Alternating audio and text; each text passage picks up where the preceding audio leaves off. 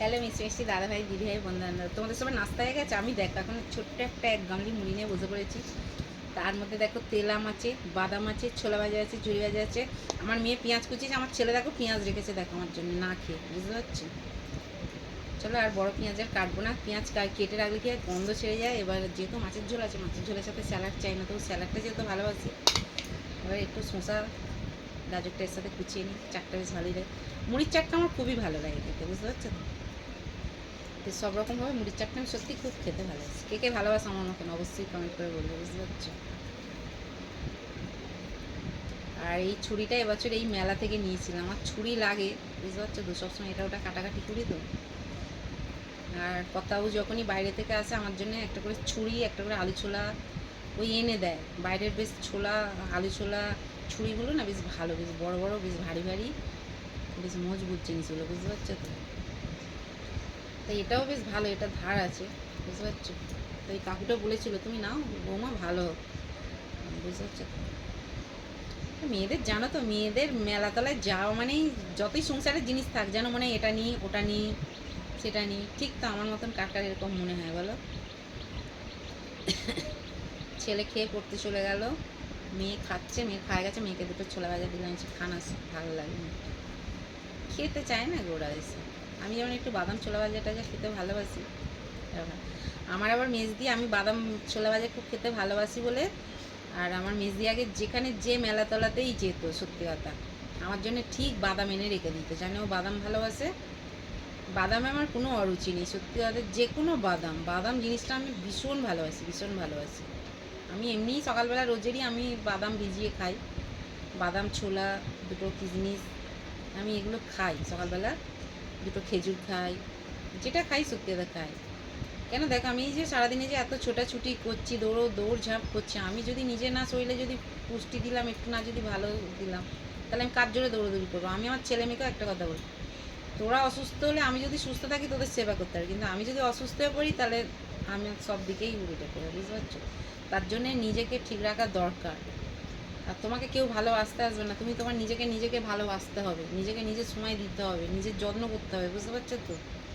তুমি নিজে ঠিক থাকা মানে সব ঠিক থাকা, একটা কথা চিন্তা করবে, বুঝতে পারছো। কেন তোমার কষ্টটা কেউ এসে উপভোগ করবে না, বুঝতে পারছো। তার জন্যে তুমি সবসময় ঠিক রাখতে হবে কিসে, তোমার কিসে তুমি ভালো থাকবে, কিসে সুস্থ থাকবে, সেই চিন্তা ভাবনাটা তোমাকে সবসময়ের জন্য করতে হবে, বুঝতে পারছো।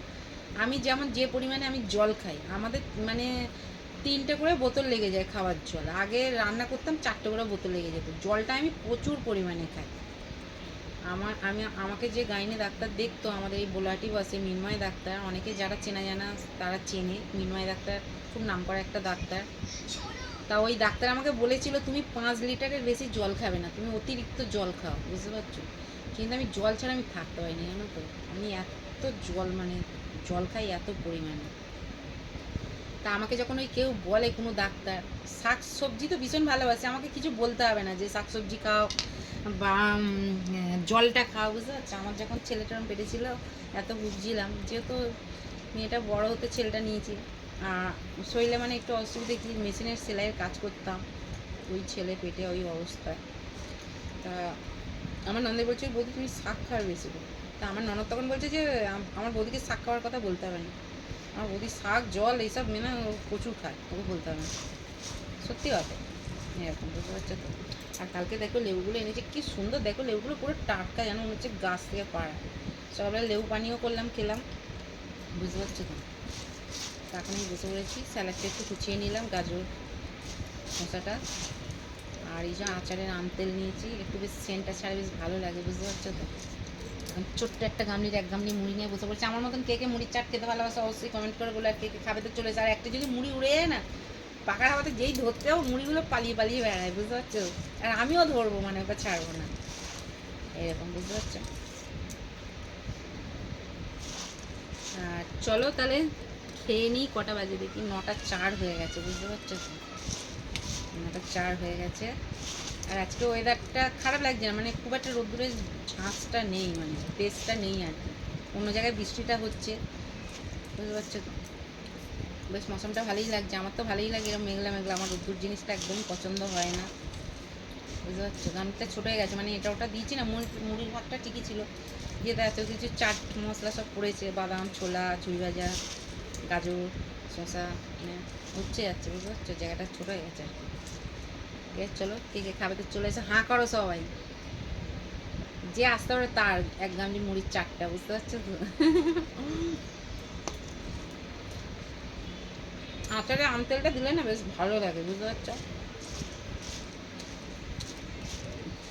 ঠিক আছে, চলো টাটা বাই। ভিডিওটা অনেক বড় হয়ে গেল, দেখবে কিন্তু সবাই, ঠিক আছে, সবাই দেখবে, এত এত ভালোবাসা দেবে আমার, কারণ আমার তো যেহেতু তোমার জন্য আছে একদম মন উজাড় করা ভালোবাসা। আমার যত মিষ্টি দাদাভাই, দিদিভাই, বন্ধু বান্ধব, যত ফ্রেন্ড আছে সবার জন্য। কি থাকবে বলো, কিচ্ছু থাকবে না, এইটুকুই থেকে যাবে, তাই না। আমি আমার ছেলে মেয়েকে বলি, আমি যখন মরে যাবো আমার দেখবি এই ভিডিওগুলোই তখন দেখবি, আর তখন কাঁদবি, দেখবি যে আমার মায়ে এই করতো, এই পাগলাপনা করতো, কি ঠিক কিনা বলো।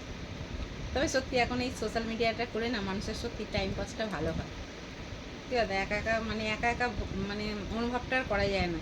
এখানে একটু কথা বললে, একটু গল্প করলে, দুটো ভিডিও করলে সত্যি টাইমটা খুব সুন্দর কেটে যায়, এতে মন মেজাজ সত্যি খুব ভালো থাকে, বুঝতে পারছো তো। ঠিক আছে, চলো টাটা।